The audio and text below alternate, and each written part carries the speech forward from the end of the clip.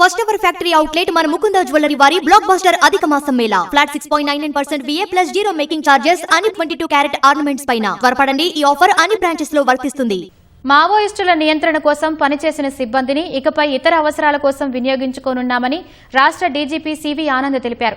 Drugs, cyber నేరాలు, ఆహార కల్తీ ముఠాలపై ఉక్కుపాదం మోపుతామని స్పష్టం చేశారు. ప్రజాపాలన ప్రగతి ప్రణాళికలో భాగంగా ఆదిలాబాద్ జిల్లా గుడిహత్నూర్ మండలం తోషంలో జరిగిన గ్రామ సభలో డీజీపీ సివి ఆనంద్ పాల్గొన్నారు.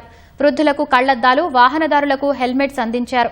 రోడ్డు ప్రమాదాల నివారణకు తప్పక హెల్మెట్, సీట్ బెల్ట్ ధరించడం అలవాటు చేసుకోవాలని సూచించారు. అనంతరం ఆదిలాబాద్ పోలీస్ హెడ్ క్వార్టర్స్ లో మీడియాతో మాట్లాడారు. 30-40 సంవత్సరాల నుండి మన రాష్ట్రం మొత్తం ఒకే ఆలోచనతో పనిచేసింది.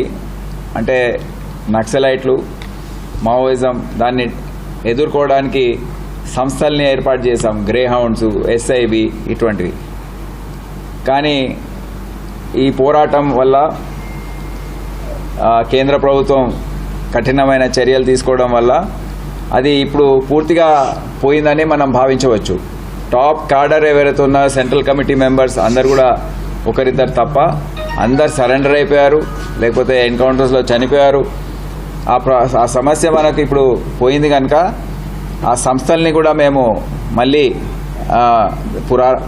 మళ్ళీ ఆలోచించి దాని ఫోర్స్ అంతా తగ్గించి వేరే అవసరం ఏదైతే ఉన్నాయో మనకు ఇప్పుడు drugs, cyber security, cyber crime, traffic, highway accidents, మళ్ళీ ఎన్ఫోర్స్మెంట్, విజిలెన్స్ ఎన్ఫోర్స్మెంట్ ఏవైతే ఉన్నాయో దాని వింగ్స్, ట్రాఫిక్ మేనేజ్మెంట్ బ్యూరో, ఇటువంటివన్నీ కొత్తవి ఏర్పాటు చేయడం జరుగుతుంది. సో కొత్త దిశలో మన డిపార్ట్మెంట్ అంతా పయనిస్తుంది.